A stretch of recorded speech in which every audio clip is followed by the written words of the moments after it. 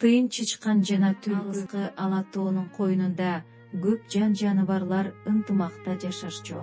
Алардын арасында кичине тыйын чычкан да бар эле. Ал өтө шок жана табышкер эле. Күн сайын күн шууласы менен уйкудан туруп, кечке чейин кышка кам көрүү менен алектенчү эле. Ошондой окшош күндөрдүн биринде ал токойдон өтө чоң, көлөмдүү жаңгак таап албаспы? Кубанычына чек жок эле. Бирок башка күндөрү мындай табылгасы менен бөлүшүүгө даяр болчу тыйын чычкан бүгүн аны эч кимге бергиси жок болду. Аңгыча дал ошол тыйын чычкан турган жерге түлкү келип калды. Түлкү тыйын чычкандын жаңгагын капарына да албады. Түлкү өтө шайыр жана элпик эле. Тыйын чычканга анын келиши өтө жага берген жок. Ал ичинен капа эле. Калың бактын ичинен тапкан чоң жаңгагын чыгаруу аракети менен болгон тыйын чычкан түлкүгө назарда салып койбоду. Ал эртерээк жаңгагын үйүнө алып кеткиси келген эле. Алы жете турган эмес, кара терге түштү. Чарчады. Бир туруп мактангысы келет, бир туруп бөлүшкүсү келбей ичи тарып да кетет. Кандай болсо да аракет кыла берүүнү эп көрүп, алынын жетишинче тартып да, түртүп да, тоголотуп да келе жатты. Чоң жаңгагы өтө оор эле.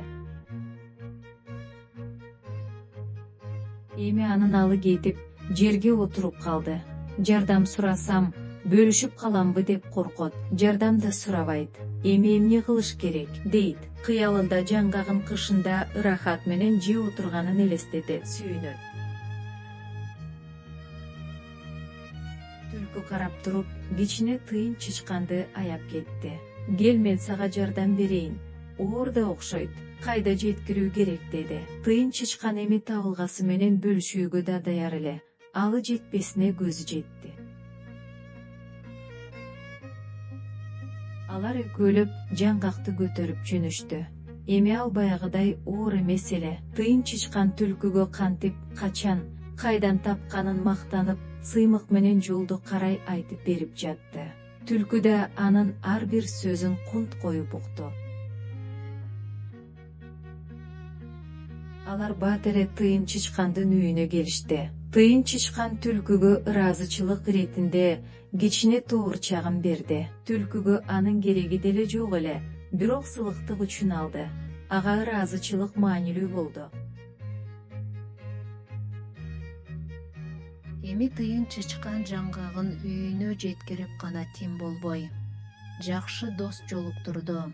Ал аны менен баарын бөлүшүүгө даяр эле. Ал жаңы досуна бардык башынан кечирген окуяларын айтып берди. Ал жөнүндө да көп нерсе билди.